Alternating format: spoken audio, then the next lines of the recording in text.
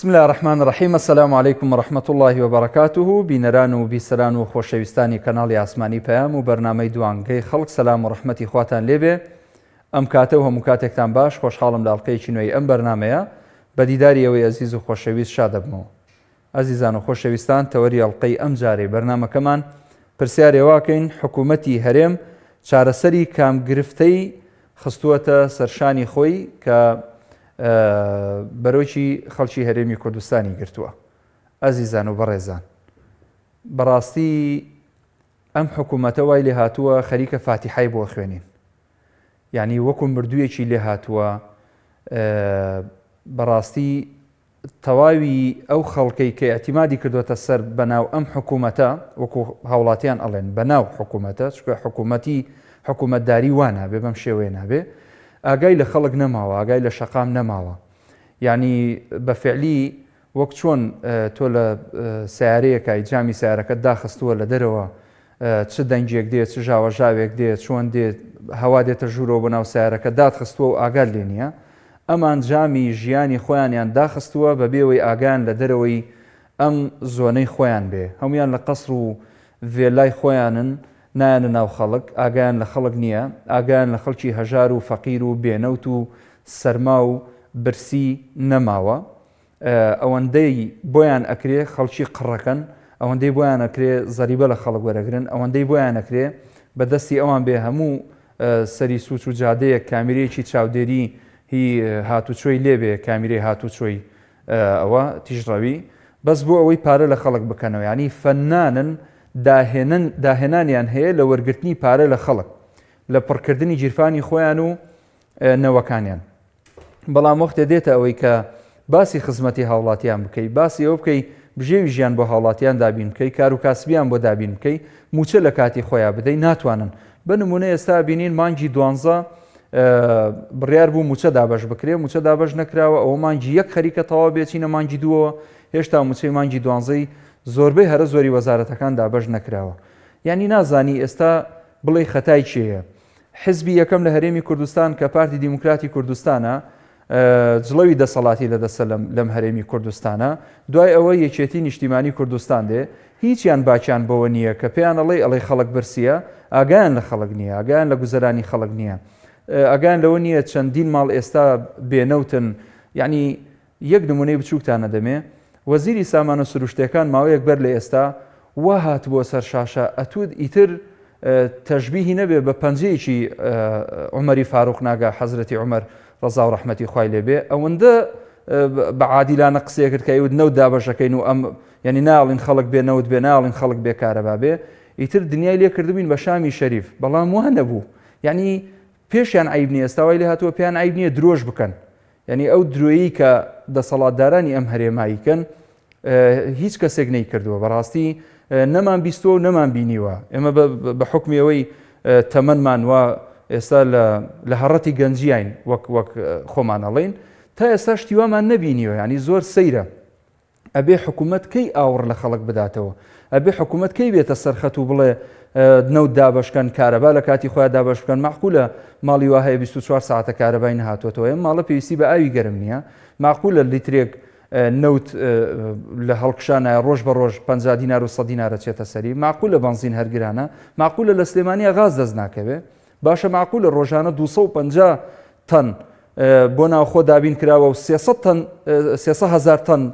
دابین کراوە بۆ کازاغستان و ئەفغانستان و ئەم وڵاتانە. ئەمە چێ لی بەرپرسە؟ یعنی تۆ بۆ غاز لە ناو وڵاتی خۆتا لە سلێمانیە تۆ بێ غازی غاز هەناردەی دەرەواکەی. یعنی نازانی بەڕاستی بەچێ بڵێ. ئەچمە لای پەیوەندیەکان باوکی ماکوان لە بازیانەوە وەرەگرم. باوکی ماکوان، سڵاوی خوا لە جەنابەت باوکی ماکوان. خوا لێ ڕازی بێ، زۆر باشم الحەمدولله. لە خزمەتان قوربان.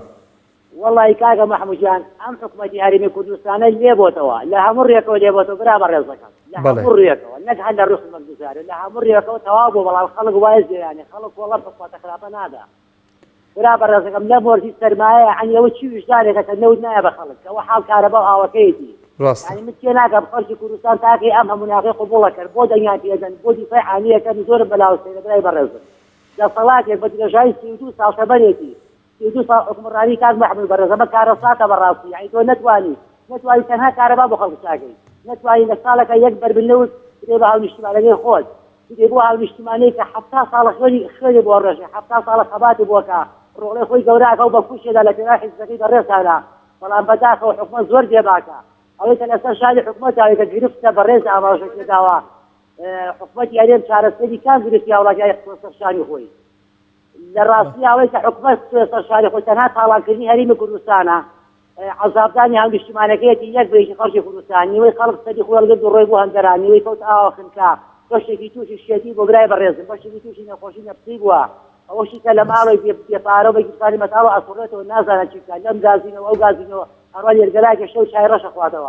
براسي حكم راني وأنا كني كاز محمود برز دست خوش بيا خازور توا براسي بحقد مقصي هذا ديل إنهم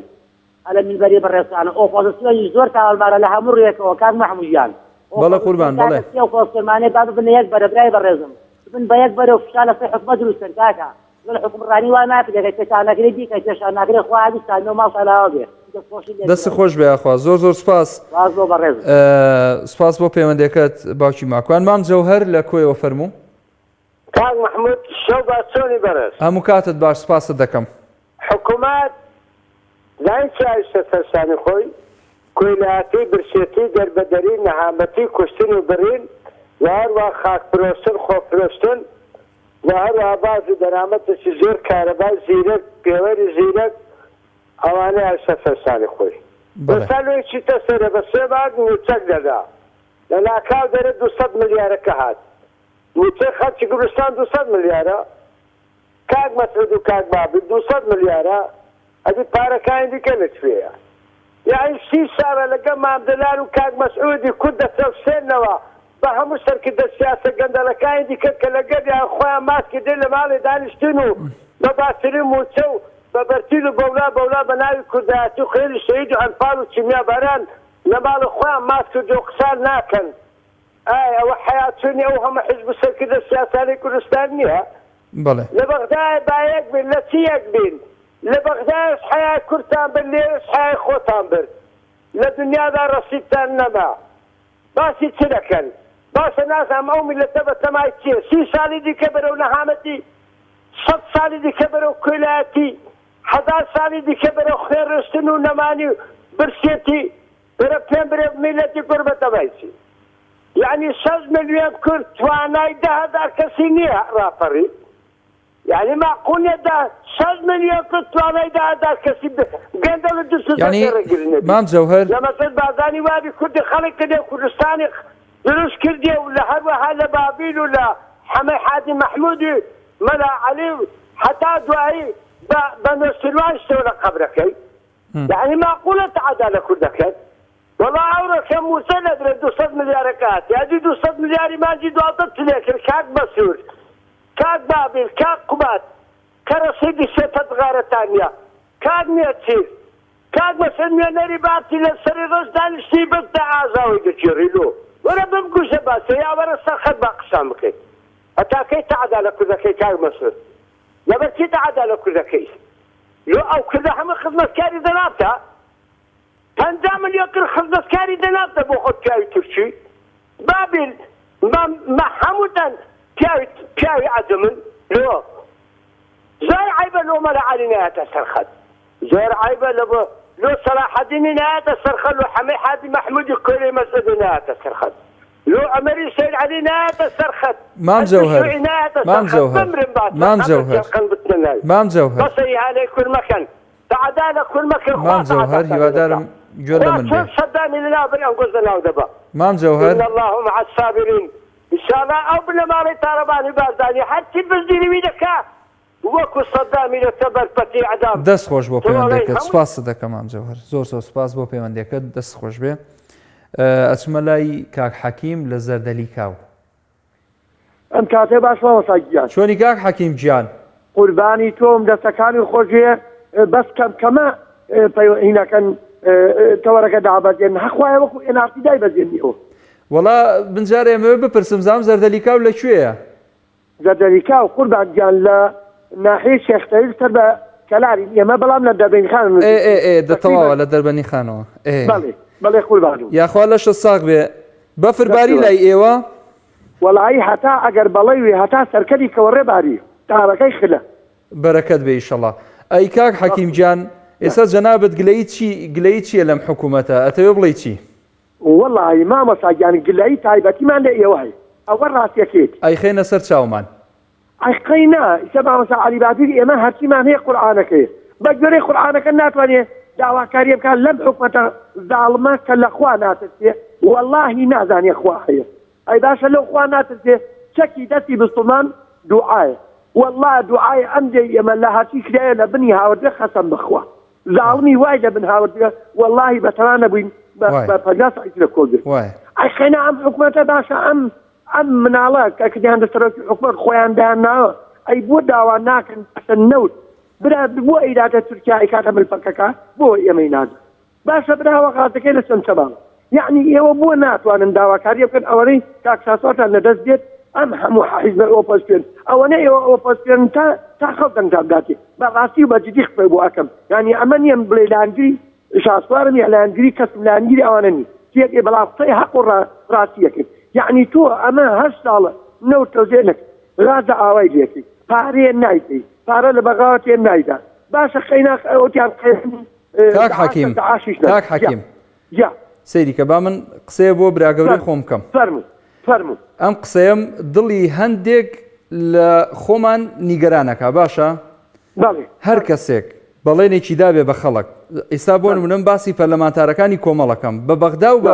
بە هەرێمی کوردستانەوە هەر پەرلەمانتارێک بەڵێنێکی دابێ بە خەڵک داکۆچی کار بوو بێ بەناو داکۆچی کار بوو بێ لە خەڵک لە کاتی حملەی هەڵبژاردناوت بێتی بە خەڵک ئەوەتان بووە کە دوای نەیکرد بێ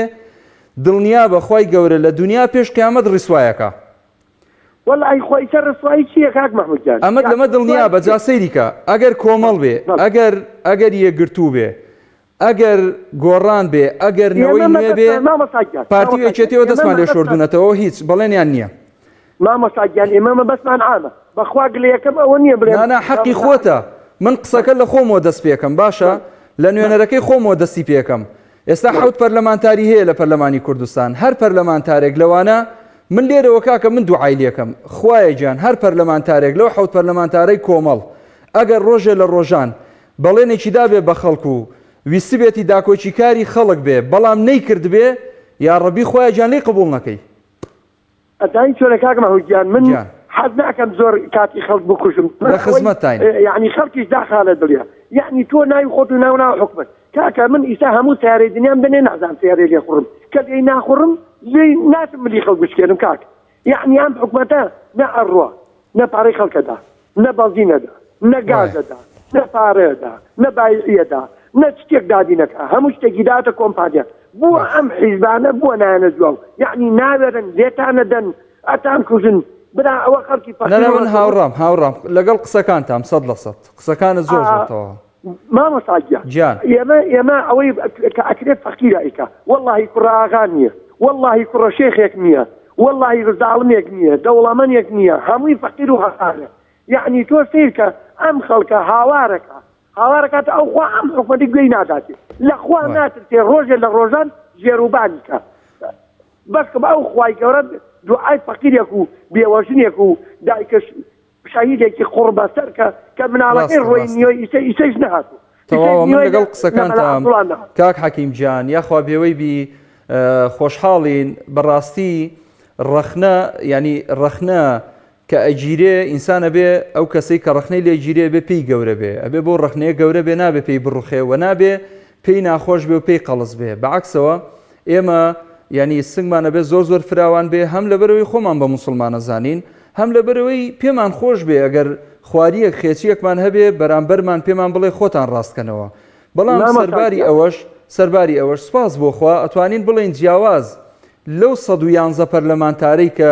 هەیە ئەلحەمدولیلا بڵێن نوێنەرانی خەڵک ئەوانی کە ئیسلامین بە تایبەت ئەوانی کە ئیسلامین تا ئەندازەیەک ئەڵەی ترسی خۆیان لە دڵایە بۆ نمونە حرام ناخۆن پرۆژە ناکەن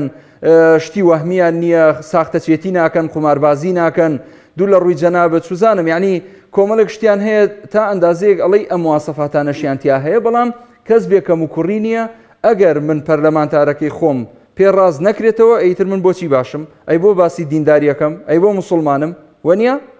والله خستەکەی منیش هەر ئەوەیە خۆم والله من ڕقم لە کۆمەڵ نییە ڕقم لە یەکردو نییە والله خۆشم والله ئەوە نییە بڵێن ئێوە بشێنم بەس ئێوە قسەتان زیاتر دەڕوە ئێمە تەلەفۆنێکە و تەلەفۆنێ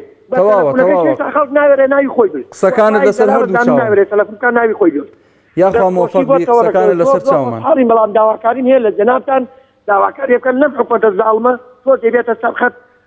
با خەڵک ئەوەنە دوعای دێنێت والله ڕۆژتا ئێرە خەڵک قورئانی لێ بەرزەکەن دەستەکانت خۆش بێت تەواو پەیامەکەت گەیشت زۆر سواس بۆ پەیوەندەکەت کاک حەکیم خوا لەگەڵ باوکی محەممەد لە قەڵات زێوەرەگرن. السلام عليكم كاك محمد. عليك السلام ورحمة الله باوکی محەممەد. باشی الحمد لله كاك محمد. لە ڕازی بێ سپاس دەکەم باش الحمد لله. دەستخۆشی بەرنامەکەت لێ یەکەم. دەستی جەنابیشت خۆش بێ بۆ پەیوەندەکەت. باش دەکەم والله کاک محمودیان ماشاءالله کێشەکان ئەوەندە زۆر ئینسان نازانی لە کوێ دەست بکات بەس حتۆنێکی دەیە تۆزێکی لێ هەڵەکڕێنین ڕاستی کێشەکەی ئەم حکوومەتە لەگەڵ ئەم خەڵکە و ئەم هەمان خەڵکی کوردستانی لە کوردستانی ئەزگین ئەزانی کە کێشەکان چەند زۆرن بەڵام کێشە هەرە گرنگی ئەو حکوومەتە بێباکبوونە لە میلەتە بێباکبوون لە میلەت ڕاستی وا ئەکا کێشەکان زۆر ئەکا کێشەکان زۆر ئەکا کە بێباکن بۆ ئێمە چی بکەین لە باکاتدا ڕاستی تەنە بۆ ئەو کەسانە بەری کە زی چاوەڕوان کراون کە شتیان لە دەست دێت دەتوانن شت بکەن وەکو ئۆپۆزیسیۆن ئێمە ڕاستی کاک محمودیان چاوەڕوانیمان زیاترە لە ئۆپۆزیسیۆن ئینشاءالله بەتاکید زیاتر قۆڵی لێ هەڵمان و زیاتر بێنە پێش ئەم میلەتە کەسێکی ئەوێ دەستی بگرێت کەسێکی ئەوێ دەست لە پشتی بات دڵسۆزی دڵسۆزی خوانە خواستە نەشیا و بەڵام کەسێکی دەوێت کە دەستی بگرێت ئەم میلەتە بێکەسە ئەم میلەتە بێکەس ناوەتەوە تاکەی ئاوە ببێت کەسی بڕوات وەکو لێگەلێکی دەشوانی لە هاتە تەشبیه بەم خەڵکە نەبێت تەشبیه نەبێت شوانی نییە ڕاستی کەسێک نییە کە دەستی پێوە بگرێت و چاوەڕوانیش لەوە دەکرێت زیاتر لە ئۆپۆزیسیۆن زیاتر بێنە پێشەوە چونکە ئێمە بۆ هەر کێشەیەکی دەستین کۆتایەکەی دەگەین بە کۆتایەکەی هەر سفرە هەر ئەو شتێک کە لەسەرتاوە دەستی پێەکەین کۆتایەکەشی هەروایە بۆ نمونە دۆ ماوە پێشودا کە خۆپێشاندانی قوتابیانی زانکۆ دەستی پێکرد سەرۆکی حکوومەت هاتە پێش و گوتی لە هیچ شوێنێکی دنیا دەرماڵە نییە بۆ قوتابیانی زانکۆ بەڵام لەکوێ دنیا هەیە وەکو حکوومەتی هەرێم دەوڵەمەند بێ و پارە و نەوت و داهاتی باسی لە ڕستی ئابێ بە 3 ساڵ 4 ساڵ یەک بەرمی نەوت خەڵک زۆر ڕاستە ئەویش بۆ خۆتان ئاگادارن کە ئێستا لە زۆر بەش شوێنەکانی کوردستان هەردا بەشیش نەکراوە وایە نەخێر هەردا بەش نەکراوە بەو سەرمایە بەو ناڕەحەتیە ئەی خەڵکی فەقیر لەکوێ بێنێت دەستەکانت خۆش بێ زۆر کێسەکانی دەستەکانت خۆش بێ پەیامەکە زۆر بە جوانی گەیشت مەمنون بۆ پەیوەندێکت خوا لێ ڕازی بێ ئەزیزان بەردەوامین لەگەڵتان هەڵبەتە ئەم تەوەرە قسە زۆر هەڵەگرێ و لە ڕێگەی و ژمارە تەلەفۆنانەی لەسەر شاشەی کەناڵی ئاسمانی پەیام هەیەتوانن پەیوەندیمان پێوە بکەن بۆ زیاتر قسەکردن لەسەر ئەم تەوەرە لە کۆمنتەکانە هاتووە کاک محەممەد جەمیل ئەڵێ حکوومەت بۆ خۆی گرفتە لەسەر شانی هاوڵاتیان یاسین قادر ئەڵێ حکوومەت ئەوەی لە بەرژەوەندی خۆی بێت جێبەجێیەکە بۆ پارەکۆکردنەوە گۆران ئەحمەد دەڵێ بەتەمای ئەم گورگانە بین چارەسەری کێشەت بۆ بکەن بزانە ئەم جارە چیان لە ژێر سەردایە سەردارڕەو بەڵێ ماڵی خێرخوازان ئاوا بێت کێشەکان چارەسەر ئەکەن محەممەد علی ئەڵێ حکوومەتی هەرێم لە تاو پڕکردنی گیرفانی خۆی کوا ئاگای لە کێشەی هاوڵاتیانە شۆڕش بورهان ئەڵێ چارەسەری کێشەی چی بەشێکی زۆری کێشەکان حکوومەت خۆی دروستی کردووە ئەوە واقعەکە ئێمەتیایە ئەژین بەداخەوە ئەستا دێمە سەر کۆمنتەکانی پەخشی ڕاستەوخۆی فەیسبوک بەڕێزان باوکی مەڕوان لە کەلارەوە خۆشی بەڕامەکەت یەکەم لە خزمەتان باوکی مەڕوان زۆر خۆشحاڵم دنیاتیای زولماتە گەر نەبێ بوونی ترای تۆ ام دنياتي يا ظلماتا ظلماتا قرنا بيبوني تلايتو احمد اسعد محمد محمد مجتبى يا مصطفيتو ربي بنيرا صلوات صلوات بو حبيبي خوش لقايتو كاك محمد جان دەستخۆشی بەرنامەکە ئەی سڵاوی خوارد لێبێ دەنگت نەڕزێ ماشەڵات لێبێ بەڕاستی ئاوادانت کردەوە یەخوا بەخێر بێی سلامتگە ئەوایە ئەو بەرنامە لەسەرەوە بواە بتوتوایە حکوومەت چیماوە باش بکاتە سەری یعنی گرانی و قاتی قوڕی بکاتە سەر هاوڵاتیان جوانە حکوومەت باش لە خەڵک وەرگێ ئەوە وا نەبووە حکوومەت یعنی چارەسەری کام گرفتەکە بۆ هاوڵاتیان جوانە کاک محمودیان دەستخۆشی بەرنامەکە دەکەم خی گەورە تەمەندرێژی کا سەرکەوتوتە بەڕاستی چنگی ناسە لە قاقەما خەریکە ئەما خمکێنێ هیچی نەماوە بەس من داواکەم ئەو برادەرە کە لە زەردەلیکاوە تەلەفۆنی کرد هەر لێراوە هەر لە گەرمیان هەتا زەردەلیکا و سڵاو ڕێزم وە بۆی لە پشتگیری یەکەم بەڕاستی ئەبێ ئەوەش هەڵوێستانە بێ ئەوانەی هەموو کە لە ئەوانەی کە معارەزەن هەڵوێستێکی جددیتان بێ جددی معارەزە نابێ شەرمن بێ وانە نابێ شەرمن من دەستخۆشیتان یەکەم هەڵوێستان جوانە سڵاو ئانی دەستخۆشی لە هەموو ئەندام پەرلەمانەکانەکەم بە یعنی بە ئێوە و بە ئەوانەی کەتریشۆ کە پشتگیری لە هاوڵات لە فەقیر و فەقراکەن کە لەسەر مافی خەڵک هەر کەسێک بێ بەنای هەر کەسێک بێ دەستخۆشی لە ئەندام پەرلەمانەکانی ئێوەشەکەم و بە تایبەتی هەموویان ئەوانەی کە پشتگیری لە خەڵکەکەنیتر بە ئیسلامی و بە علمانی شۆ پشتگیریان یەکە لەسەر حەقی خەڵک تێنە بەجوا دەسەکانت خۆش بێ دەسەکانت خۆش بێ هەم بۆ سرودەکەت هەم بۆ قسەکانت خوا لێ ڕازی بێ باوکی مەڕوان جددی ئینشاءڵڵا هەڵوێستێکی جددیتان ببێت لەبەرەوە پشتیوان بەخوا دەنگ مەخەمە پاڵ دەنگت ئینشاءڵڵا دەسەکانت خۆش بێ زۆر سپاس بۆ پەیوەندەکەت بەڕێزان ئەم بەرنامەیە ڕاستەوخۆ لە تۆڕی کۆمەڵاتی فەیسبووکەوە گوازرێتەوە بۆ ئەوەی بەڕێز کاک یاسین ڕەسوڵ سپاس بۆ کۆمنتەکەت کاک مەغدید ئەڵێ بەڕاستی ئەمە پێی ناگوترێ حکوومەت چونکە هیچ مواسەفاتێکی تیان نیە کاروان حەمە ساڵح ئەڵێ حکوومەتی چی هەڵبەتە ناوی ئاژەڵێکی هێناوەڵێ و ئاژەڵە لە حکوومەت باشترە دواتر نووسێتی ڕێزم بۆ ئاژەڵەکە من نامێت ناوی بێنم ئەدەبەن ئەوەیە کاک ڕەزا جەمال نووسیوێتی ئەم وڵاتە پێویستی بە ڕاپەڕینێکی گەورەیە پێویستە خەڵک ڕاپەڕێت کاک مەغدید ئەڵێتەوە بەڕاستی سەیرە 5 ملیۆن کەس بەدەست 15 کەسەوە ئەناڵێنێ دەستەکانتان خۆش بێ شازادە عەبدوڕەحمان ئەڵێ حکوومەت وا هەستەکان میلەت هیچ کێشەیەکی نییە بۆیە خەمی خەڵک ناخاتە سەرشانی خۆی کاک سەفوان ئەڵێ سکم پڕە مەبەستیەوەی قسەی زۆر پێیە دواتر نووسێتی وەڵام من 7 مانگە لە ماڵم بەبێ شغڵ کەسمان نییە والحاصل ئەوە کۆمنتەکەیەتی سپاس بۆ کۆمنتەکەت کاک ڕەزا جەمیل کاک عەبدوڵڵا هەرچی ئەڵێ کاک مەحموود کەسێک گرفتی خەڵک ئەخاتە ئەستۆی خۆی کە دینی هەبێت کە ویژدانی هەبێت کە موسڵمان بێت کە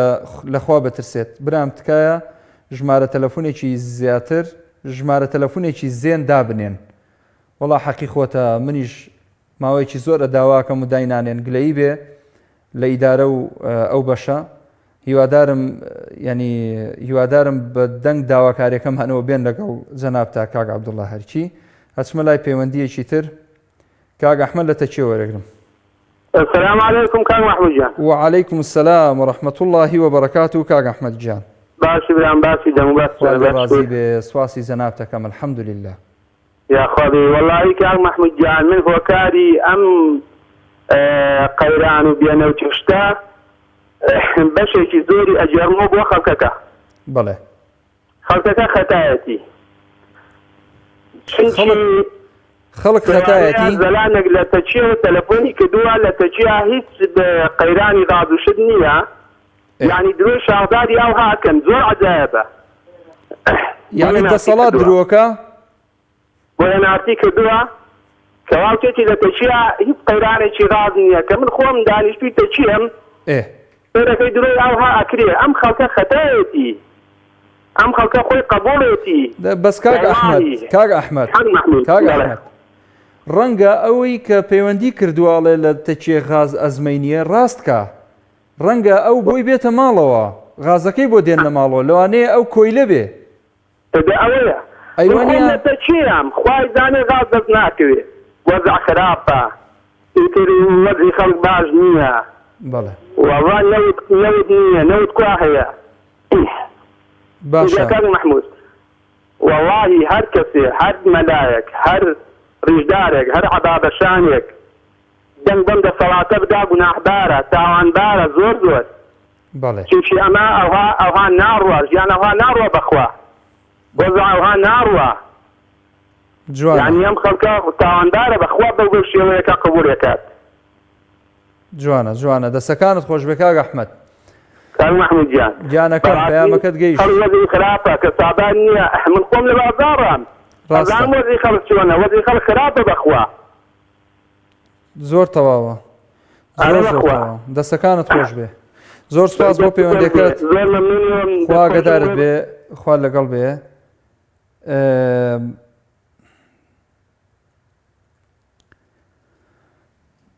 وەرێگرم کاک محەممەد تەیب نووسیوێتی کاک مەحموود سلاوی خوا لێبێ 13 ڕۆژە ئاگر لە ماڵمان نییە ئەگەر هەبێ یەک جلیکان نەوت کاکە پەیوەندیم پێوە بکەت کاکەم بەسەر چاو من جلیکانە نەوتەکەت بە زیادەوە بۆ دابینەکەم بە ئیزنی خوای تەعالا هەڵبەتە خۆم نا بەڵام خەڵکی خێرخواز تکاکەمیان ژمارە تەلەفۆنەکەتمان بۆ بنێریان لە کۆمنت بینوسە بۆی من بتوانم پەیوەندیت پێوە بکەم ئەگەر بینەرمی ئێستا کاک محەممەد گیان ئەچمە لای کاک حەمەڕەشید لە ژارەوە مامۆستا محموودی وارد باش هەموو کاتت باش کاک حەمەڕەشید گیان بەڕێزی داڕێگەم پێ بدە پەیامم بگێنم فەرموو لە خزمەتم تاوی کاک حەچیم ماز دەکەم ئەو قسەی جوانی کرد تێگەیشتی تۆزێ ماوێتی تەواو کەریبم فەرموو ئەمەن ڕەخنەگرم زیاتر لە 8 ساڵە ڕەخنەگرم بە ناوی خۆشمەوە تەلەفۆنم کردووە زۆر بەڕاشکاوی بەڵێ قسەی سوچیش ناکەم قسەی ناشید نەبوو زۆر بەکەمی کردووە ئەگە بێچار نەبم چونکە پێویست ناکە وەختی خۆی ئەمانە ماندوو بوون تێکۆشان هەبووە بەڵام داخەکەم تەماح دروست بوو ئەوە نەما ئەوە بە بەرچاومانەوەیە بەڵێ یەکەیتی من لێرەوە پێشەکی ناوشەگەریم نییە وەکو کوردستان دڵسۆزم بۆ خاکووەتەنەکەم وەڵڵا وەڵڵا پەرۆشی خاکووەتەنەکە و ئەو میلەتە ئەزارەمە دەنا بۆ خۆشم برسی نیم جوانە ژیانی خۆمەیە لەخوا بە زیاد بێ بەس پەیامم بۆ ترۆپکی دەسەڵاتە ئەگەر مابن شەخسی تاکیان ئەگەر مابن داوایان لێ دەکەم بە خۆیان دابچنەوە لەوە دەرچووە هاتەقیەوە وەڵڵاهی دوایی خەڵکە تاکەکە بازەکەی دەدا ئەم خەڵکە وای لێ هاتووە کەس ئاگای لە کەس نەماوە وەڵاموو نیشتیمان نەماوە وەڵڵاهی سەری خۆی لێ سەرە و دەرناکەین هیچمان بە هەموو حیزبەکانەوە یەگەیشتی دا بۆیە داوایان لێ دەکەم ئەگەر چاکیان ماوە مەبەستیان خاکووەتەنە مەبەستیان کوردایەتیە مەبەستیان خوێنی شەیدانە فریا وەزعی کەون چاکی بکەن تاکی نەکەن بەسەر هەموماندا دەڕوخی ئەوەی کە تاکە و خۆی بە چاک دەزانی باگلەیەکی لەوە پۆزیسیۆن بکەم فەرموو با تەواو کەری کاک حەکیم بم بەس توخوا گلەیم لێ مەکە لە خزمەتم توخوا ئێستا هەلحان پێم ناڵێ ئۆپۆزیسیۆن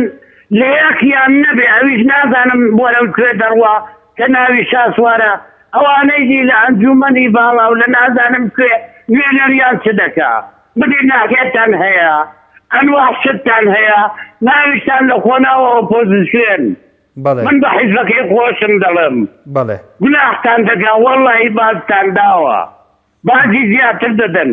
لە زیاتیەوەی دەست لە ناو دەست لەگە میلەتەکەی لەگەڵ شێوان بنیم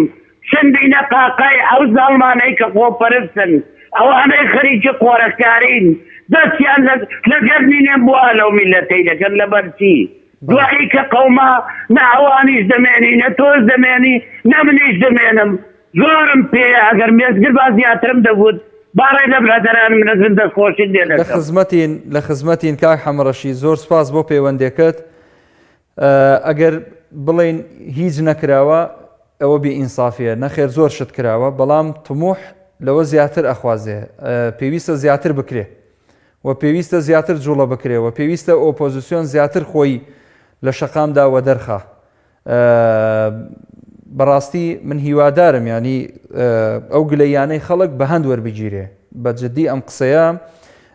ئەگەر بە هەند وەربگیرێ گۆڕانکاری باش دروست ئەبێ و ئینشاءڵڵا لە داهاتووە پێویستە جوڵەی باشتر و هەموو ئەو ڕێگا هەمە جۆرانەی کە هەن بۆ ڕاستکردنەوەی ئەم دەسەڵاتە بیگرنە بەر لە حاڵەتی ڕاست نەکردنەوەی یان شکستێنان لە ڕاستکردنەوەی ئەوەیە کە خەڵک بڕیاری خۆی بدا و بە هاتنە سەر شەقام بێ بە شێوازی مەدەنیانە بێ بە دەنگدان بێ بە هەڵبژاردن بێ بە هەر شێوازێک بێن ئەم حکوومەتە بگۆڕن بە حکوومەتێکی تر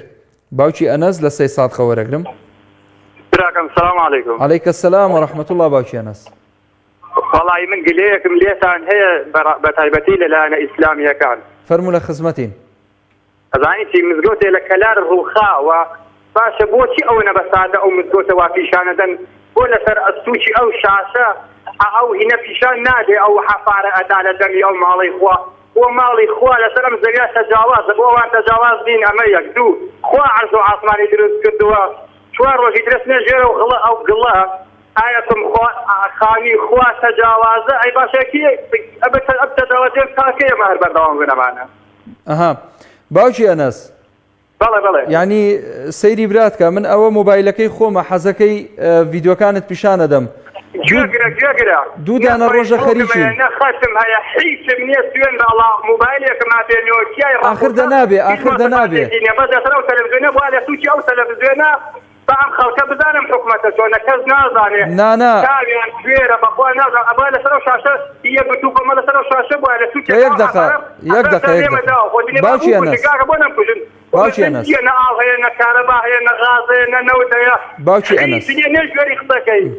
باوکی ئەنەس ئیسا جەنابت لە تەلەڤیزیۆنەوە بینەرمانی ئارە وەڵا بەس دوور کۆتمەدە لە تەلەڤیزیۆنەکە لەبەرە بە جوانی ئەوانیش گوێیان پێ بکە لە ماڵەوە باشە ئیسە مەی گۆڕە تەلەڤیزیۆنەکە باشە والله حەزێکە داخل دەنگەدا دەبێمە ئیسە تۆ یەک دقە ئیسە مەی گۆڕە هاوکارانی بەڕێزم تکایە ئەو ڕاپۆرتەمان لە تا هەشتای نەوەی تۆ یەک دقە بەڕاستیەوەی کە فەقیر بێ و موسڵمان بێ گوێگرە لە ئەنگلیەوە بێ لەسەر کەناڵانی خو بنێتە بەسەر کەناڵە ئەلمانی کەناڵە ئەلمانیا لە ماڵ منانێ سپاس وڵاتت بە حەز سەیری ناکەم کاکە زەحمەت نەبێ ئەو ڤیدیۆمان پیشان بن هەر ئێستا ڤیدیۆکەمان بۆ بخەنە ئەگەر ئەکرێ بن خوا ئەوە ڕسواکە باوکی ئەنەس خوا ئەو کەسە ڕسواکە فەرمانی کردووە تۆ یەک دقە تۆ یەک دقە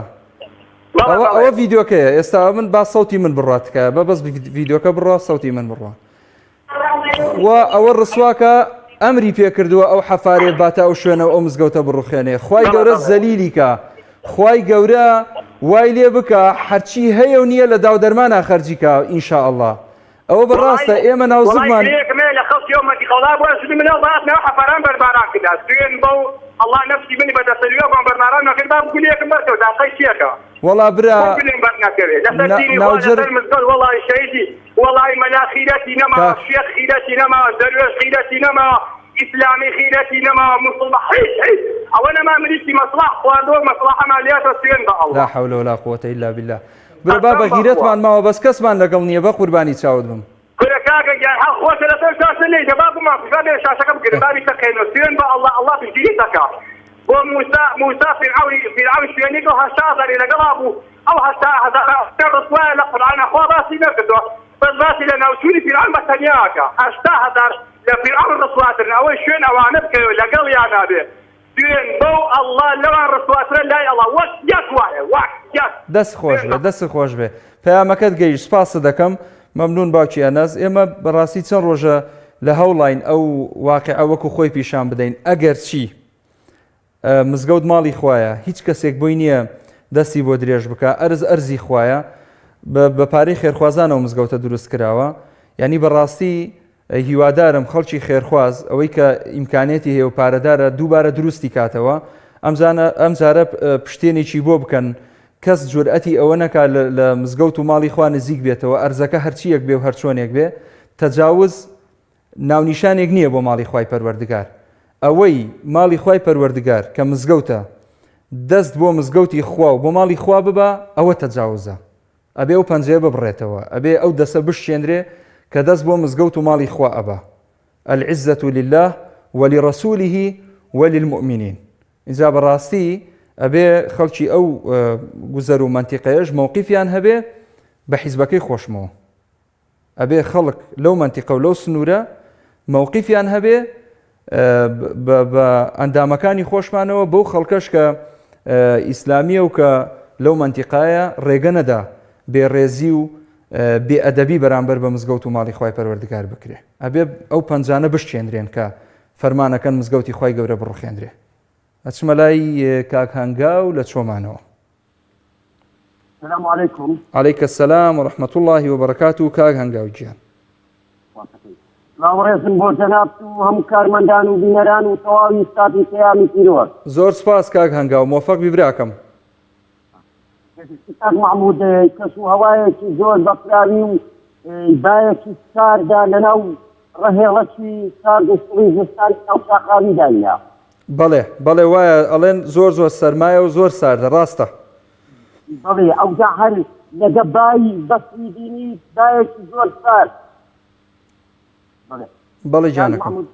سەبارەت بە چەوەرەکەی بدوێن بەڵێ کاک هەنگاو چەوەرەکە ئەڵێ حکومەتیارم کامیشی چارەسەر کردووە چی چارەسەر کردەوە بەڕای تۆ والله ئەوە لە چەوەرەکە نووسراوە وەنیە کا محمود ئەڵێم حکوومەت چی شتێکی چارەسەر کردووە چی گرفتێکی خستووەتە ئەستۆی خۆی بەڵێ حکومەتی هەرێم بڵێن دەسەڵاتی عیزب ئەما ئەڵێن دەسەڵاتی عیزب کە حکومەتی هەرێم حکومەتی خەڵک دەبێ بێت دەسەڵاتی عیزبە بەڵێ زۆر شتی چارەسەر کردیا توانیتیان بنەماڵەکان زۆر دۆڵەمەند بن ببنە بازرگانێک تەواوی ژیانی پێدانیشتی خۆیان لە خۆیان زیاتر دابین بکەن بەڵێ ئەویان دابین کردووە ئەوان خەڵک لە دۆڵێک ئەوانیش لە دۆڵێک خۆیان بە ساحێبی خەڵک نازانن خەڵک ئەمڕۆ 1000 نییە هەیە 1000 نییە زۆم سەرف بکە ئەو پەڕی هیلاکیتی 31 ساڵە تەنیا درستبینی هێز لە پێناو خۆیان کۆپێدیان دینی پێناو کۆکردنەوەی پارە و بەڵام تاوانباریش خەڵکە خەڵکی ڕەش و ڕووتی لەگەڵ یاندایە کە دوژمنایەتی خەڵکی ئازادی خواز ئەکا وەڵاهی کاک محمود لە ساڵەکانی ڕابردوو خەڵک هەبووە خۆی کردیتە کۆی لە بە هەزاران کەس جاسوسی لەسەرسەری هەزاران وەچی من کردووە توە شکایەتی کردووە نەبێ ئەوە لەگە عیزبی مندانیە ئەوە فڵانە عیزبە ئەوە فڵانە عیزبە هیچ شکاری ئەو ئیشە بووە خۆی بردووتە پێشە بەف نانێک بخوا خۆی پێدگەنی ئەها ئەو زۆرە خەڵکەمان هەیە کاک محمود خوا نەناسن خوا ناس نەمایە تەنیا بەشێک خەڵک خوا ناسماوە بەشێک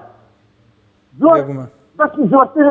خوای ناناسی ئەزانی چ دەپەرستی هیچ بەپەرستی بنەماوە ئەپەرستی شەخصە پەرستی کابرا عاکم بووە بۆیان جێڕایمەوە نەفەرە گوتی لەگەڵ هیچی مەسوولە لەگەڵ مەسوولان بەس بۆ ماساو چێ ڕوتی لەگەڵ مەسوولی گرتێ و لەگەڵ مەسوولی گرتێ و لەگەڵ مەسوولی گرتەوە و باشە یعنی هەموو شتەکان حەتی دەوائیرە کەوتوتە دەستی زبیە هەموو دائیرەکان جوانە دەستەکانت خۆش بێ کاک هەنگاو زۆر سپاس بۆ پەیامەکەت دەستەکانت خۆش بێ مۆفەق بیبرام کاگڕاوێژ کۆتا پەیوەندی لە هەولێرە وەرەگرم. السلام عليكم. عليك السلام ورحمة الله وبركاته كاغراويش جان. باش ما أستاذ جان. جاني مني زور سپاس دەکەم الحمد لله. بابەتەکەی من تۆ جیاوازە لەگەڵ ئەوانەی پێشتر. فەرموو. ئەوەی کە باس دەکرێ و ئەوان باشیان کردی و ئەنگە باشیان زیاتر فروعات لەو تاکسازیای. ئەسڵەکەی چییە؟ ئەسڵەکەی ئەوەیە کە حکمی خوای گەورە بگەڕێنرێتەوە. ئەنگە باسی مزگەوت ڕووخایە و گەندەڵن و فرانی ناکەن و فشار ناکرێ و ئەوها ڕۆی ئەوها فروعاتە. ئەگەر ئەسڵەکە چاکرد ئەوەکە کا دەبی. ئەسڵە کابرا منداڵێکی هەیە ملحیدە. کابرا پێی بڕێ نوێژی بکە ئیسفادەی نییە. پێی بڵێ زەکاتی بدە ئیسفادەی نییە. وەرە بڕۆژی بە کوڕی خۆم ئیسفادەی نییە. ئەسڵەکەی لە بچاتەوە ئیمان بەخوای بینە. ئەمە کە ئێستا وازمان لە ئەسڵەکەی هێنایەوە بەگشت فروعاتەکەی داهاتینە ئەوە هیچ بەیت ناکرێت. هەر تێک دەستەوە لەبەرەوەی ئەسڵەکەی نییە با منداڵە بێ نوێژی بکاتن. ئەیکە ئیمانی بەخوا بوو دوو ڕۆژ دێکا لەبەر ترسیت و لەبەر عیبی بابی لۆ سێم ڕۆژ واز دێتەوە. پێم وایە باسەکە بگرێت سەر ئەسڵەکەی. هەرچەندە پێم وایە ئەو حیزبە ئیسلامیەکانی تەواو لێکشاینە لەو بابەتەی بەناوی مەسلحە و مەقسەدەی بەس دەبی خەم لۆی بکە باسی ئەسڵەکەی بگرێت. ئەو دێم لەگارم ئەوە چەندەقەکە هەمووی فروعاتە. کاگڕاوێژ تەکمیلەی دەبی تا دەبی ئینشاءالله. کاگڕاوێژ جان مامۆستا موفق بیت. سواز بۆ تێبینەکەت ئەوەی کە جەنابەت باسێکەیە و ئەسڵا ئێمە ئەگەر هەموویشیمان بەرپا نەکردبێ بەڵام لە بەشێکی هەوڵمان داوە. ینی بۆ نمونە ئێستا ئێمە کە ئیدانەی حاڵەتێکی وا ئەەکەین بە ڕوون و ڕاشکاو لە تەلەڤیزیۆنێکی فەزائیەوە ئەوە خۆی بۆ خۆی قسەیە. ینی هەیە لە بەردەم زۆپەیەک لە ژێر بەتانیەکی گەرمەوە لە بەردەم موبایلێک و لاپتۆپێکەوە بۆ خۆی شتە نووسێ و قسەی خۆیەکە. بەڵام گرنگە تۆ خۆت لەم سەنگەرەیە بی ینی لەوە دڵنیابی کە ئەو پەیامەی گەیەنی بگا. باشە قسەکردن هەموو کەس پێی ئەکرێ بەڵام شەرتەوەیە ڕوون بێ ڕاشکاو بێ ینی بە زاهیر بێ لە ڕێی شاشەیەکی فەزائیەوە بێ بتانی ئەو پەیامە بگەێنی کە ئەمە بەشێکی زۆر ئێستا من نمونەتە دەمێ خۆ خەڵک هەیە ئێستا خاوەنی کەناڵێکی فەزائیشە وایە خەڵک هەیە خاوەنی کەناڵێکی فەزائیە بەڵام جورئەتی ئەوە ناکە بەقەد ئەو نوکە قەڵەمە باسی ئەم حکوومەتە بکە. خۆیشی پێ سەلەفی ساڵحە خۆشی پێ پیاوێکی بە تاعەت و نوێشکەر و بە عیبادەت و دەرەجەیەک موسڵمانە و پێی وایە جگە ئەو هیچ موسڵمانێکی تر نییە و منیش بە مبتەدی ئەزانێ و من بە خوار و خێچ ئەزانێ بە کابرایەکی زۆر سەرلێ شێوا ئەزانێ هەندێکیشیان من بە گومڕا ئەزانێ. بۆ نمونە منی معنی ناڵێم ئێمە ومانان ئەم بەشەی کە ئێستا ئێمە لەم تەلەڤیزیۆنەوە قساکەین بەڵام ئەو تەلەڤیزیۆنێکی فەزایی هەیە بۆ نمونە جگە قسەی زل و قسەی گەورە جگە ئەوەی کە خۆی کردووە بە خاوەنی موسڵمانان و ناوێکی گەورە و ناوەڕۆژێکی بچووک بەرهەمی نییە. لەبەرەوەی لەگەڵ دەسەڵاتە ئاوهایە لەبەرەوەی لە کاتی انتخاباتە ڕاست سەردانیەکە لەبەرەوەی ڕوحی لەگەڵیەکە ئاوێتە بۆ لەگەڵ ئەم دەسەڵاتە حەزی بە دەسەڵاتە بەڵام لە ڕووی نایە بچێتە ناو دەسەڵاتەکە ئەگەر حەزیشی لێ نەبێ بەڵام لە ژێرەوە و لە تەنیشتەوە لەگەڵێتی و بێکێشەیە لەگەڵی و دەسەڵات ئەو جۆرە کەناڵ و ئەو جۆرە خەڵکەی ئەوێ. بارك الله فيك فكان زور فهمك زور المشكله وفيك اكثر بس انا واضح ان فرعك هنا يعني انا قلت ساعدك انت سامع فرعك قد اوان برضو بعكسه قلت لي خلص لابوي عندهم ك لقريان باش انه بوديان بخان بزار الى اخره باذن الله سيري براتك باذن الله كاغ راوج باذن الله باذن خوي پروردگار پشتیوان بخوای گەورە سەرکەوتن بۆ ئیسلامە سەرکەوتن بۆ حەق و ڕاستی و ڕاستگۆییە سەرکەوتن بۆ موسڵمانانە لەوە گومانت نەبێ چونکە فەرمانی خوای پەروەردگارە وەیەمکوڕونە وەیەمکوڕ الله والله خەیر الماکرین. حتما ئەو دەیەکە ئەمە بە فەڕوعەکان نەخافرێت مەسڵەکەی لە بیرکەنەوە مەسەلەکەیە پشتیوان بەخوا لە بیری ناکەین پشتیوان بەخوا حکومەتش پێی خۆشەوە بۆ مۆزوعانە بخافرێت بە موسەی بخافرێ باها قرآنك دراها مزقطك روخا بيخوش بوي بخافرين واز اصلك يبينين تواوا ان شاء الله خوي قرر معي ما دخل بوي ك موفق بيت موفق بيت كاغ موفق بيت برام خوي قدرت بيسواس بو پەیوەندەکەت دەست و چاوت خۆش بێ بینەرانی بەڕێز و خۆشەویست تەوەری ئەڵقەی ئەم جاری بەرنامەی دوانگەی خەڵکمان پێشکەشکردن ببوون لە هەرکەم و کوڕیەک لە دەنگ بەرزکردنەوەیەک لە حاڵەتێک لە حاڵەتەکان